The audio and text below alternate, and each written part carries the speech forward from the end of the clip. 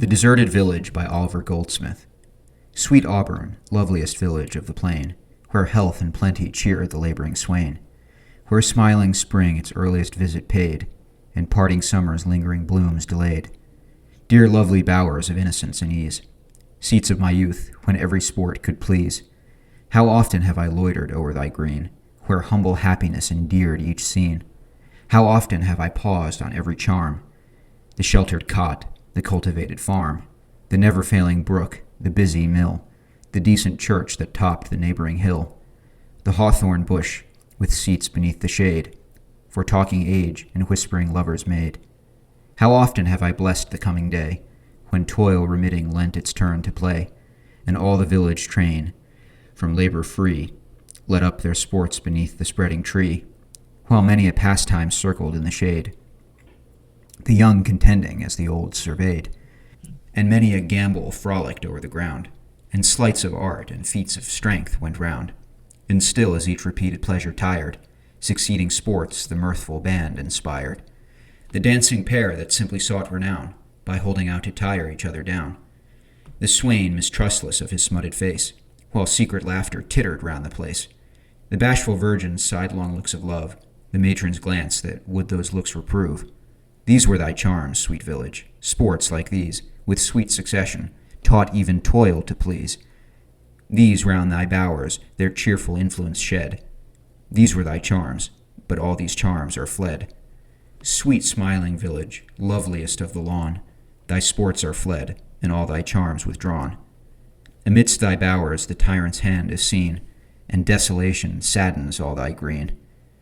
One only master grasps the whole domain, and half a tillage stints thy smiling plain. No more thy glassy brook reflects the day, but, choked with sedges, works its weedy way along thy glades, a solitary guest. The hollow-sounding bittern guards its nest. Amidst thy desert walks the lapwing flies, and tires their echoes with unvaried cries.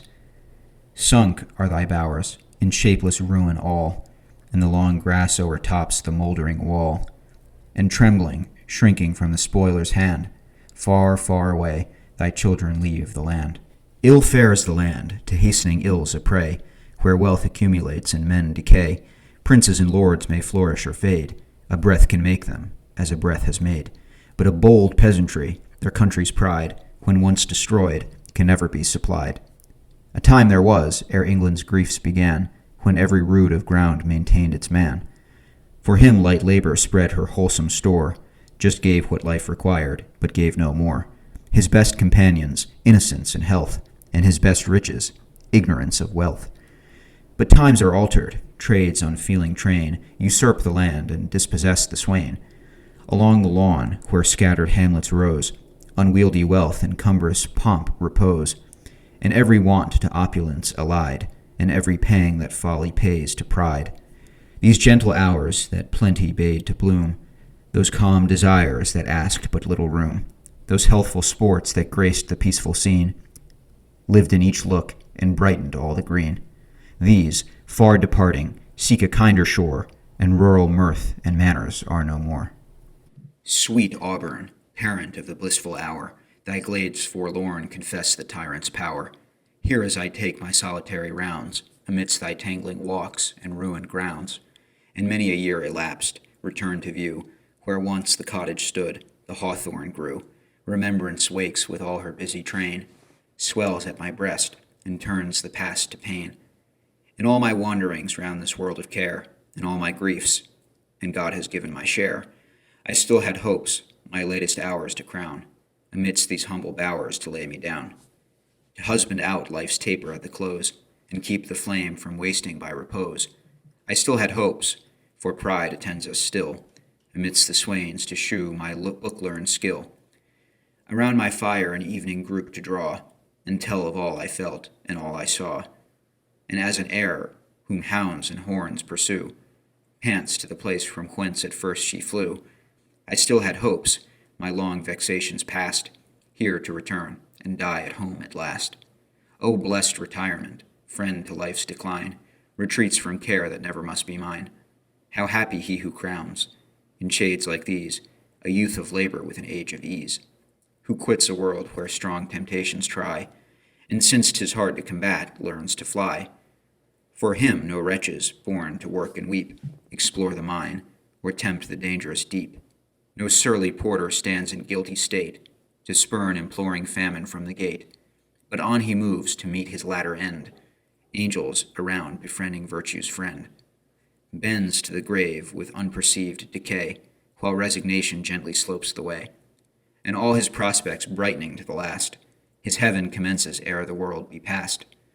Sweet was the sound, when oft at evening's close, up yonder hill the village murmur rose. There, as I passed with careless steps and slow, the mingling notes came softened from below, the swain responsive as the milkmaid sung, the sober herd that lowed to meet their young, the noisy geese that gabbled over the pool, the playful children just let loose from school, the watchdog's voice that bayed the whispering wind, and the loud laugh that spoke the vacant mind. These all in sweet confusion sought the shade, and filled each pause the nightingale had made. But now the sounds of population fail, no cheerful murmurs fluctuate in the gale, no busy steps the grass-grown footway tread, for all the bloomy flush of life is fled. All but yon widowed, solitary thing that feebly bends beside the plashy spring, she, wretched matron, forced in age, for bread, to strip the brook with mantling cresses spread, to pick her wintry faggot from the thorn, to seek her nightly shed, and weep till morn. She only left of all the harmless train, the sad historian of the pensive plain. Near yonder copse, where once the garden smiled, and still where many a garden flower grows wild, there, where a few torn shrubs the place disclose, the village preacher's modest mansion rose. A man he was, to all the country dear, and passing rich with 40 pounds a year. Remote from towns, he ran his godly race, nor e'er had changed, nor wished to change his place. Unpractised he to fawn, or seek for power, by doctrines fashioned to the varying hour.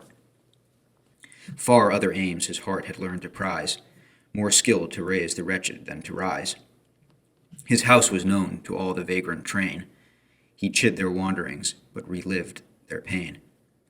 The long-remembered beggar was his guest, whose beard descending swept his aged breast. The ruined spendthrift, now no longer proud, claimed kindred there, and had his claims allowed. The broken soldier kindly bade to stay, sate by his fire, and talked the night away, wept o'er his wounds, or tales of sorrow done, shouldered his crutch, and shewed how fields were won. Pleased with his guests, the good man learned to glow, and quite forgot their vices and their woe. Careless their merits, or their faults to scan, his pity gave ere charity began. Thus to relieve the wretched was his pride, and even his failings learned to virtue's side. But in his duty prompt at every call, he watched and wept, he prayed and felt for all.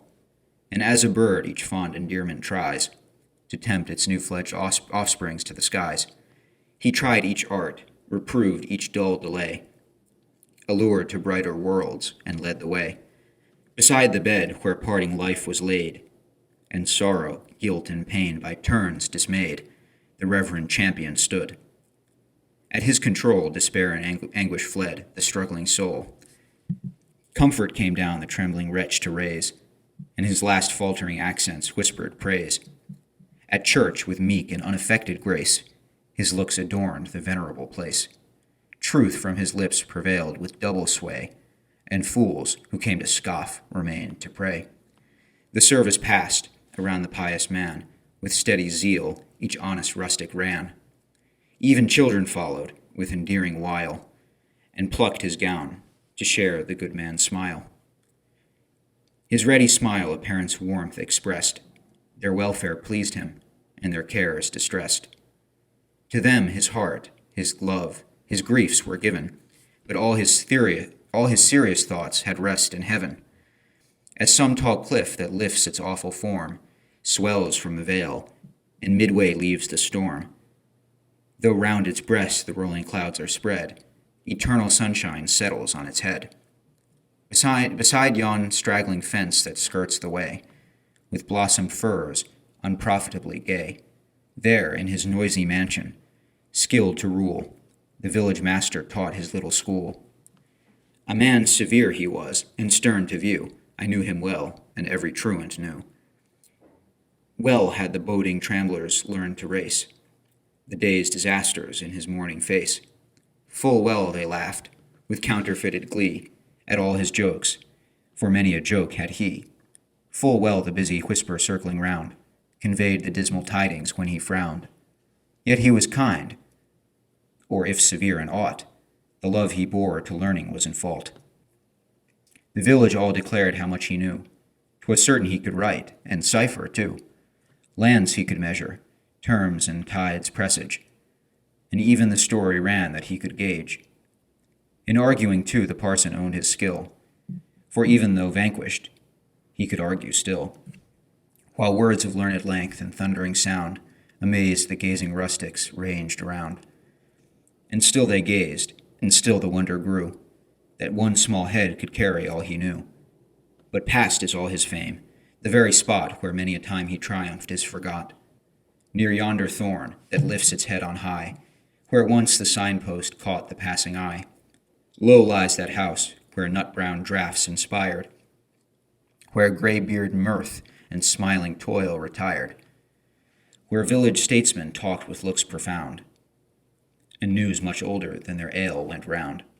Imagination fondly stoops to trace the parlor splendors of that festive place. The whitewashed wall, the nicely sanded floor, the varnished clock that clicked behind the door, the chest contrived a double debt to pay, a bed by night, a chest of drawers by day, the pictures placed for ornament and use, the 12 good rules, the royal game of goose, the hearth, except when winter chilled the day, with aspen boughs and flowers and fennel gay, while broken teacups, wisely kept for shew, ranged o'er the chimney, glistened in a row. Vain transitory splendors could not all reprieve the tottering mansion from its fall. Obscure it sinks, nor shall it more impart an hour's importance to the poor man's heart. Thither no more the peasant shall repair, to sweet oblivion of his daily care. No more the farmer's news, the barber's tale, no more the woodman's ballad shall prevail. No more the smith his dusky brow shall clear, relax his ponderous strength, and lean to hear. The host himself no longer shall be found, careful to see the mantling bliss go round. Nor the coy maid, half willing to be pressed, shall kiss the cup to pass it to the rest. Yes, let the rich deride, the proud disdain, these simple blessings of the lowly train. To me more dear, congenial to my heart, one native charm than all the gloss of art. Spontaneous joys, where nature has its play, the soul adopts and owns their firstborn sway. Lightly they frolic over the vacant mind, unenvied, unmolested, unconfined. But the long pomp, the midnight masquerade, with all the freaks of wanton wealth arrayed. In these, ere triflers half their wish obtain, the toiling pleasure sickens into pain. And even while fashion's brightest arts decoy, the heart distrusting asks if this be joy. Ye friends to truth, ye statesmen who survey, the rich man's joys increase, the poor's decay. 'Tis yours to judge how wide the limits stand between a splendid and a happy land. Proud swells the tide with loads of freighted ore, and shouting folly hails them from her shore. Hoards even beyond the miser's wish abound, and rich men flock from all the world around. Yet count our gains. This wealth is but a name that leaves our useful products still the same. Not so the loss. The man of wealth and pride takes up a space that many poor supplied, space for his lake, his park's extended bounds, space for his horses, equipage, and hounds. The robe that wraps his limbs in silken sloth,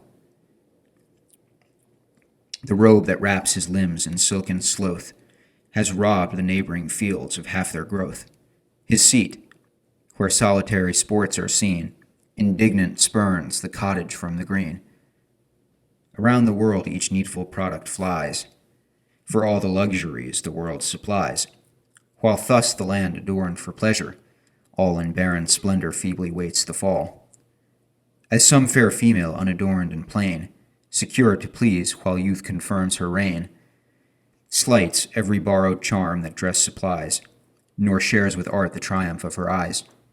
But when those charms are past, for charms are frail, when time advances, and when lovers fail, she then shines forth, solicitous to bless, in all the glaring impotence of dress. Thus fares the land, by luxury betrayed, in nature's simplest charms at first arrayed, but verging to decline, its splendors rise, its vistas strike, its palaces surprise, while, scourged by famine from the smiling land, the mournful peasant leads his humble band, and while he sinks, without one arm to save, the country blooms, a garden and a grave. Where then, ah, where shall poverty reside, to 'scape the pressure of contiguous pride? If to some common's fenceless limit strayed, he drives his flock to pick the scanty blade. Those fenceless fields the sons of wealth divide, and even the bare, worn common is denied. If to the city sped, what waits him there? To see profusion that he must not share, to see 10,000 baneful arts combined to pamper luxury and thin mankind, to see those joys the sons of pleasure know, extorted from his fellow creature's woe. Here, as the courtier glitters in brocade, there the pale artist plies the sickly trade. Here, while the proud their long-drawn pomps display, there the black gibbet glooms beside the way. The dome where pleasure holds her midnight reign, here, richly decked, admits the gorgeous train. Tumultuous grandeur crowds the blazing square, the rattling chariots clash, the torches glare. Sure scenes like these no troubles e'er annoy. Sure these denote one universal joy. Are these thy serious thoughts? Ah, turn thine eyes where the poor houseless shivering female lies. She once, perhaps, in village plenty blessed, has wept at tales of innocence distressed.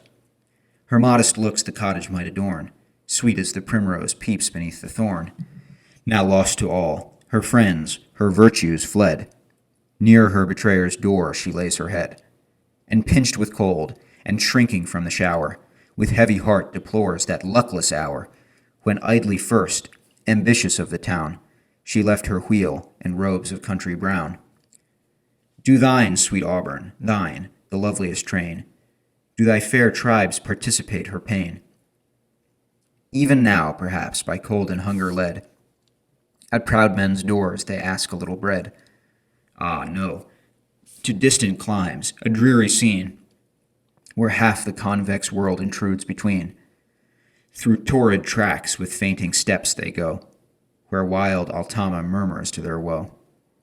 Far different there from all that charmed before, the various terrors of that horrid shore. Those blazing suns that dart a downward ray, and fiercely shed intolerable day. Those matted woods where birds forget to sing, but silent bats in drowsy clusters cling. Those poisonous fields with rank luxuriance crowned, where the dark scorpion gathers death around, where at each step the stranger fears to wake the rattling terrors of the vengeful snake, where crouching tigers wait their hapless prey, and savage men, more murderous still than they, while oft in whirls the mad tornado flies, mingling the ravaged landscape with the skies. Far different these from every former scene, the cooling brook, the grassy vested green, the breezy covert of the warbling grove, that only sheltered thefts of harmless love. Good heaven, what sorrows gloomed that parting day, that called them from their native walks away, when the poor exiles, every pleasure past, hung round their bowers, and fondly looked their last, and took a long farewell, and wished in vain for seats like these beyond the western main, and shuddering still to face the distant deep, returned and wept, and still returned to weep. The good old sire the first prepared to go to new-found worlds, and wept for others' woe. But for himself, in conscious virtue brave, he only wished for worlds beyond the grave. His lovely daughter, lovelier in her tears, the fond champion of his helpless years, silent went next, neglectful of her charms, and left a lover's for a father's arms. With louder plaints the mother spoke her woes, and blessed the cot where every pleasure rose, and kissed her thoughtless babes with many a tear, and clasped them close, in sorrow doubly dear. Whilst her fond husband strove to lend relief in all the silent manliness of grief. O luxury, thou cursed by heaven's decree, how ill exchanged are things like these for thee! How do thy potions with insidious joy diffuse their pleasures only to destroy? Kingdoms by thee, to sickly greatness grown, boast of a florid vigor not their own. At every draught more large and large they grow, a bloated mass of rank unwieldy woe, till sapped their strength, and every part unsound. Down, down they sink, and spread a ruin round. Even now the devastation is begun, and half the business of destruction done. Even now, methinks, as pondering here I stand, I see the rural virtues leave the land. Down where yon anchoring vessel spreads the sail, that idly waiting flaps with every gale. Downward they move, a melancholy band, pass from the shore, and darken all the strand. Contented toil, and hospitable care, and kind connubial tenderness are there, and piety with wishes placed above, and steady loyalty, and faithful love. And thou, sweet poetry, thou loveliest maid, still first to fly where sensual joys invade, unfit in these degenerate times of shame to catch the heart or strike for honest fame. Dear charming nymph, neglected and decried, my shame in crowds, my solitary pride, thou source of all my bliss and all my woe, that found'st me poor at first, and keep'st me so. Thou guide by which the nobler arts excel, thou nurse of every virtue, fare thee well. Farewell, and oh, where'er thy voice be tried, on Torno's cliffs, or Pambamarca's side, whether were equinoctial fervors glow, or winter wraps the polar world in snow, still let thy voice, prevailing over time, redress the rigors of the inclement clime. Aid slighted truth with thy persuasive strain. Teach erring man to spurn the rage of gain. Teach him that states of native strength possessed, though very poor, may still be very blessed, that trade's proud empire hastes to swift decay, as ocean sweeps the labored mole away, while self-dependent power can time defy, as rocks resist the billows and the sky.